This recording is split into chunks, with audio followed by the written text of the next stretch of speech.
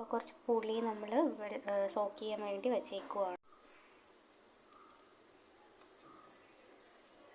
നമുക്ക് കുറച്ച് കടുക് ഇട്ട് കൊടുക്കാം.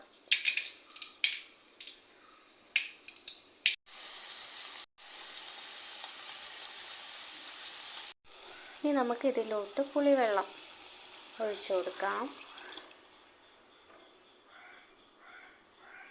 ഇനി നമുക്ക് ഇതിലോട്ട് കുറച്ച് മഞ്ഞൾപ്പൊടി ആവശ്യത്തിന് ഇട്ടാൽ മതി. മഞ്ഞൾപ്പൊടി ആവശ്യത്തിന് 1 ടീസ്പൂൺ മുളക് പൊടി ആഡ് ചെയ്യുന്നുണ്ട്. പാകത്തിന് വേണ്ടി ഇട്ടാൽ മതി. ഇനി 1 ടീസ്പൂൺ മല്ലിപ്പൊടിയും ചേർക്കുന്നുണ്ട്. പാകത്തിന് ചേർത്താൽ മതി.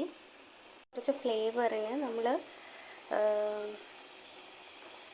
ഗരം മസാലയും കൂടെ ചേർത്ത് കൊടുക്കുന്നുണ്ട്. പാകത്തിന് ഉപ്പ്. അങ്ങനെ നമ്മുടെ കറി ഇവിടെ റെഡിയായിരിക്കുകയാണ്.